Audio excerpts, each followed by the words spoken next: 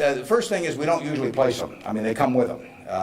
We don't have anybody to place. So I have the problem occasionally, if somebody dies, or to replace a CEO. But most of our CEOs came with the deal. Clayton Homes, which we're buying, comes with Kevin Clayton running it. We will put no one in there. He will run the place just as before.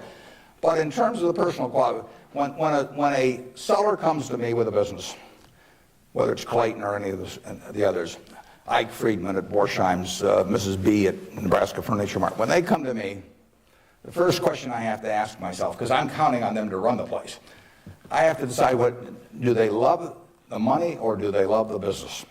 Now, there's nothing wrong with liking the money. I mean, they all like money, but they've got to love the business. They've got to have a passion for it.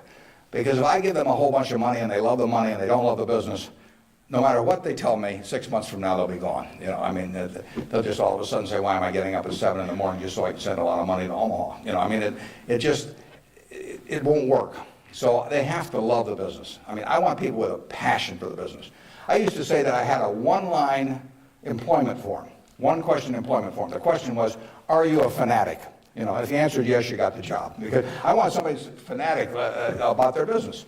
You know, I mean, you want people that love teaching if you're in a classroom. You know, if they don't have the passion for it, it doesn't work very well. So now, if they've got the passion, and our managers do, but not everybody would.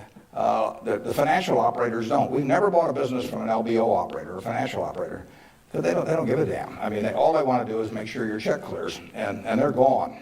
And it isn't going to work if we try to buy from them. So we buy from these people who love their businesses. And then really my job is just to make sure that I don't mess it up and create conditions that cause them to quit loving it for some reason, because they come in loving it.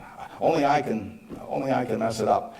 And they care about being treated fairly on compensation, but they don't measure it against everybody else. They don't have a lawyer they're negotiating with me. I mean, I don't have a compensation arrangement with any of these managers that can't be put in one paragraph.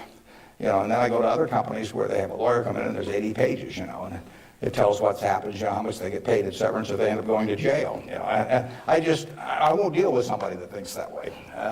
And, you know, that's fine. There's a self-selection process in terms of who comes to us. There's this invisible filter out there that causes the Claytons of the world, the Al Yoshis of the world, the Ike Friedmans of the world, the Mrs. B's of the world to come to us.